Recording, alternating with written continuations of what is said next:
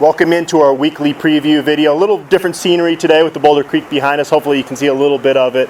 Ryan, for some reason, this Rocky Mountain Showdown week feels a little bit different to me when it's coming off a season before where CU's lost to CSU.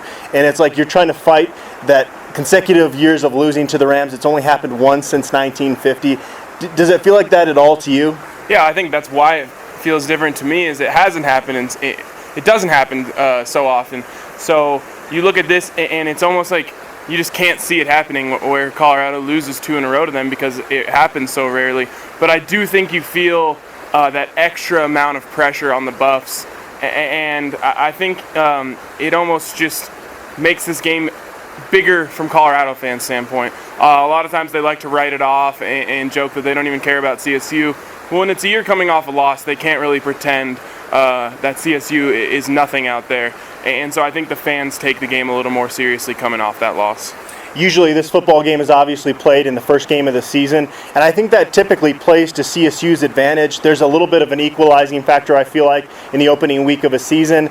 This year, it's like it's almost an advantage for Colorado, not only the fact that it's the third game of the season, but the fact that CSU played a power conference opponent, a physical team in Minnesota the week before. They have a disappointing loss in overtime to the Gophers. It's like one of the few years it feels like it's coming at a good time for Colorado to play Colorado State. Yeah, a lot of times it feels like CSU is thinking, all right, if we can get that big win against Colorado, that's going to jumpstart our season. I think they've already had that feeling about a game, and that was the Minnesota game. They're obviously going to get up for this game. It's their rivalry. It's Colorado's rivalry. But you always feel like CSU is a little more hungry in this one, and that can be an equalizing factor.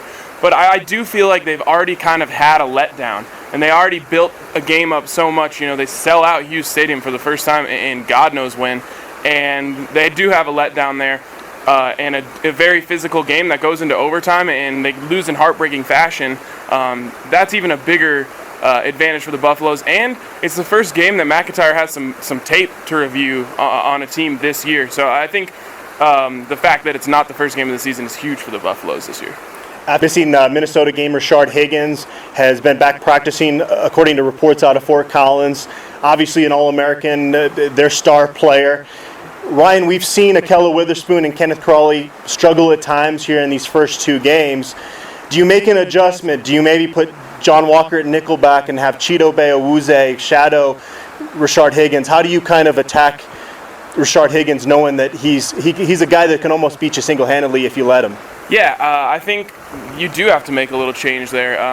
Akella didn't quite cut it against UMass, and he wasn't even on their number 1 wide receiver. And Kenneth hasn't been impressive either. I think you do have to make some sort of a shake-up there, and whether it's you start the game with Kenneth Crawley on Rashard Higgins and give him a chance there, he is your senior, but you do have to be very aware of the fact that you might have to change something. And I love John Walker in the nickelback role. He seems very comfortable there. He's the right size for it, and he kind of is that physical type player that you need there. And I think Chidobe Awuzie is so versatile that you can throw him at corner without, that being his main focus this offseason, and he's not going to struggle. So whether you start the game that way or you are extremely prepared to make that change, you do have to be ready for that. Yeah, I guess the other side of the argument is you went through an entire preseason camp, and Kenneth Crawley and Akella Witherspoon proved to be your best cornerbacks throughout those practices, and you don't want to give up on that this soon. In the Pac-12 play, you're not going to necessarily face an all-conference guy like Higgins every single week, but you're going to face so many quality guys. Maybe you don't want to necessarily, again, kind of scrap that plan already. It's going to be really interesting to see how they attack that. In terms of how Colorado State's going to attack Colorado's offense, we heard Seth Olufau talk at the press luncheon about the fact that they had zone coverage against Savannah State, but then they loaded the box against Minnesota. I would be shocked if they don't load the box against this Colorado football team that ranks currently 9th in the country in rushing offense right now. Yeah, they're going to. Colorado has yet to prove to anyone that their passing game is the same as it was last year. Not to mention they're replacing their left tackle. CSU absolutely wants to force Colorado to throw the ball in this game. And if they do, their pass rushers are going to be salivating because the Colorado pass blocking has been pretty poor thus far. So they're going to stack the box right off the bat. And if the Buffaloes are able to still run the ball, then it's going to be huge for them. But they do have to be prepared to start throwing the rock around a little bit, and I think they will be prepared to do that, and you'll see an improved passing offense this week. Yeah, and CSU does have an experienced secondary, so I think that gives them a little bit more confidence to be able to stack the box. I'm going to put my spotlight this week on Sefo Liufau for kind of that reason. We're expecting them to stack the box. You look at Sefo's stat line through 2 games, 354 yards passing, just 1 passing touchdown, 1 interception. I feel like he's got to have more touchdowns in this 1 game than he had the first 2 weeks for this Colorado football team to walk out of Sports Authority Field with a win.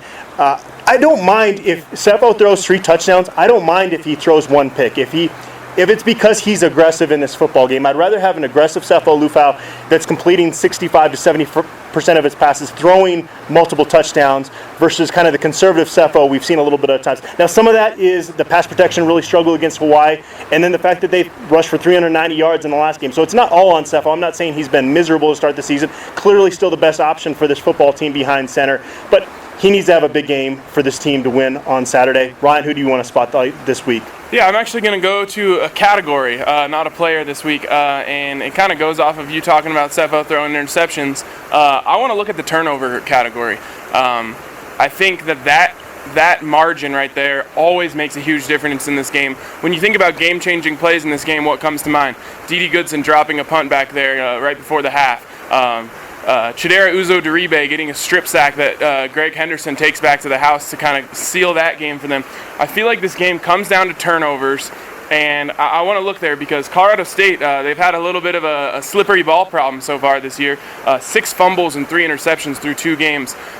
If Colorado can keep that turnover margin around that average of 4.5 turnovers a game, they will win this game.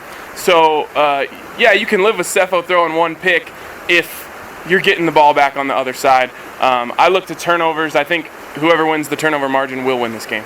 If you listened to the Buff Stampede radio podcast earlier this week, you know our fan correspondent, how he feels about Cam the Ram. Ryan, this is, I feel bad for Cam the Ram. You've got this 1,200-pound buffalo, this majestic beast running out there on the field, and then Cam the Ram, you're asking him to trot out there and try to look intimidating. I don't think it's fair. I just don't think you should have a live mascot if your mascot is a ram. Live mascots that are cool, you've got Ralphie, you've got Mike the Tiger at LSU, you've got, Bevo. These are cool things. Rams aren't that cool, so that's on CSU for just deciding to have a live mascot at all. You're putting your guys in a bad place there. Maybe instead of trotting him out there, trying to make him look intimidating, put him royalty used to be carried up on like those royalty litters, and have the handlers actually carry him out. Maybe one of them fans him as they come on the field. Put him on a bag of ice like Uga. Yeah. Well, it's funny. We get to go down on the field for the last 5 minutes of this game, and for some reason, every year when I go down on the field for the end, I end up right next to Cam the Ram. He's actually kind of cute in person, but I feel like even if Colorado State is winning, he has sad eyes for some reason. So you think Jim McElwain is cute then too? Well, if you wear sunscreen, I do. Well, we can't end this video preview without giving you our prediction.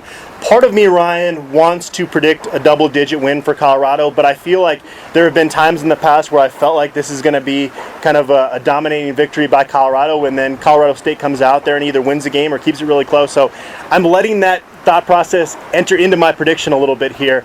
So I'm going to say Colorado wins this football game 34-31. And you already announced your prediction earlier this week, but for the fans that maybe didn't hear that already, share it with them. Again, not a prediction, a premonition.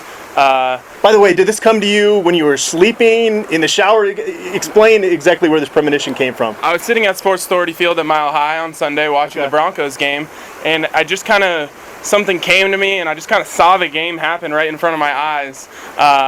And so I know the score. This isn't a prediction. It's 34-20. Colorado wins. And I think if I had more time to analyze this, I wouldn't have come to that score, but it was just there. The numbers were in front of me. I saw the scoreboard. That's what it is. If that happens, you're going to have some disciples behind you next week during our video preview. Well, that's it for this week. We'll see you out at Sports Authority Field.